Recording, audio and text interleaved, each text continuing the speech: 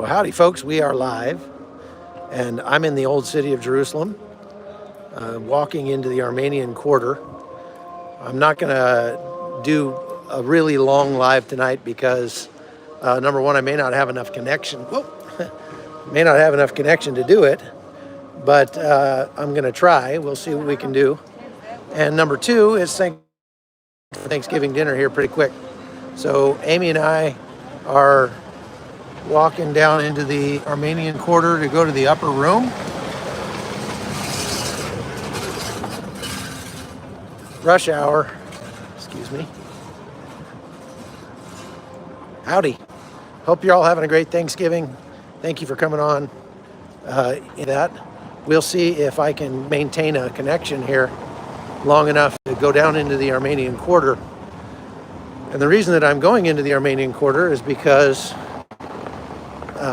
there is a battle going on in the Armenian Quarter that most of you have not heard about. Now, the Armenians were essentially the first Christians to come to the sect to come to Jerusalem and establish a presence. And they've been a permanent presence here ever since. So they've had a community of Armenians here since the 4th century.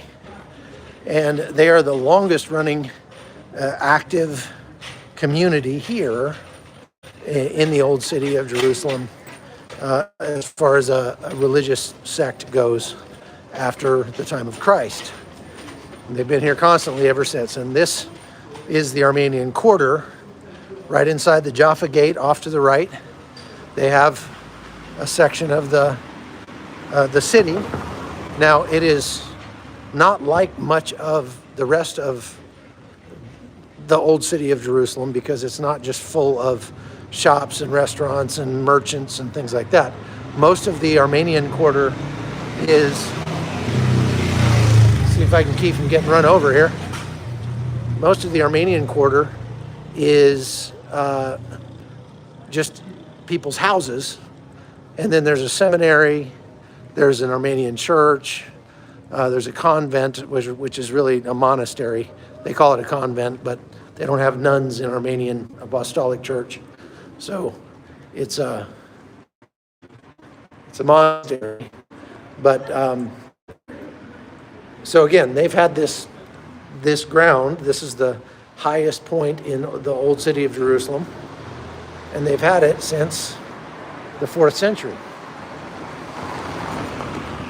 They've been the caretakers of Christianity in many ways in the old city of Jerusalem ever since then. So here's the convent or the monastery inside there. But now there's a problem because they have a wide open space that's part of the Armenian Quarter. That's called it's like the cows field or something like that. It was a place where they used to graze cattle. Now it's a parking lot. And I may lose you. I'm going through a tunnel here, but we'll see. If I do, I'll come back on the other side.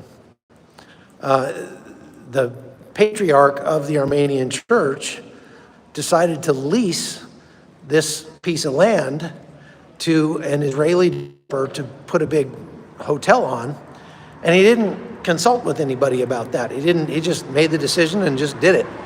And I don't know if he absconded with the money or not, but suffice it to say, the Armenians that live here were not happy about that at all, in any way, shape, or form.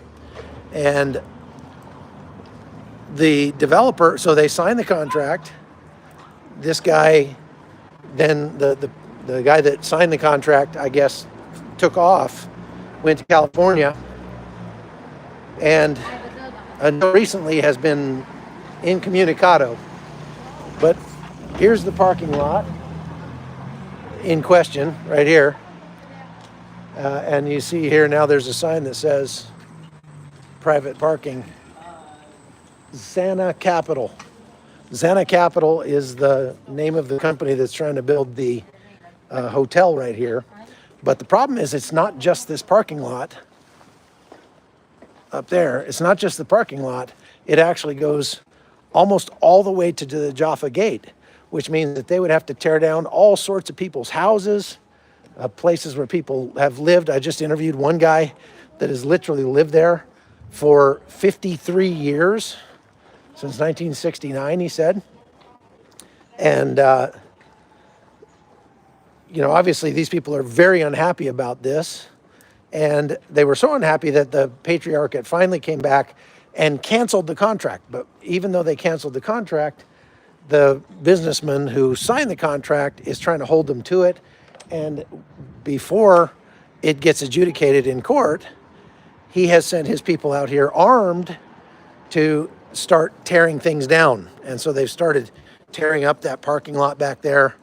And there is a faction of very extremist Jews, I would say, that sort of believes that Jerusalem only belongs to the Jews. Nobody else should have any right to live here. And so they have been trying to intimidate the Armenians. They've been attacking them. They've been vandalizing their houses and the cars and things like that. There have been some, just really non-classy things that they've done, urinating on people's front doors and things like that, to try to push them out. And that has actually kind of boiled over into some animosity against all Christians, not just Armenian Christians, all Christians, to the point where even some Christian tourists have been spat at and things like that, which is just, again, just not classy, not very cool. So that is why I was down here today, and I just wanted to do this live. Now, we're going through the Zion Gate. This is the Zion Gate right here in the walls of Old Jerusalem. So we're going out of the Old Jerusalem walls. And again, I may lose you going through here, but we'll see if this works or not. And so now you can see the outside of the city walls here and the Zion Gate here behind me. One of the things you'll notice about the Zion Gate is that it is all torn up. It's all shot up. You see that? You see all the pock marks, the bullet holes and stuff in there. That's from the 6-Day War, as the Israelis were able to capture the Zion Gate, but they had a big firefight here. And so this is a very important site in Israeli history because of the fight that happened at the Zion Gate. And now we're still sort of in the Armenian part, though, because there's an Armenian Apostolic Church right over here. And I'm going to walk down here as long as I can maintain a connection. And look at this. Isn't this beautiful? Yes, here, I'm going to turn the camera around and let you see.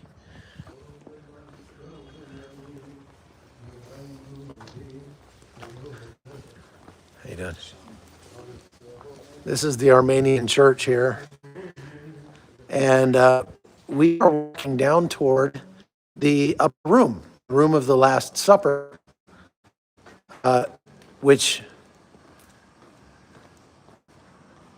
you've all probably seen the painting. That's the Armenian church here. Beautiful, beautiful.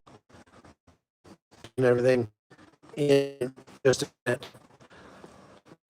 But I want to go down here and just show you where the upper room was. It basically is right up there is where they believe, where this is a site of what was the upper room. This is the way you get into it, but I think it's closed. It's been closed since the war started. Can you get up to me? But this is where they believe the last. It's pretty. It's Beautiful, beautiful, especially this time of night when the lights come on and light this all. Just beautiful. This is the site that this is King David's tomb, the place where King David was buried according to medieval tradition. Pretty awesome, huh? Yeah, absolutely gorgeous. The it never gets old. Okay, okay, we're back. Yeah, I tried to go in, but lost you.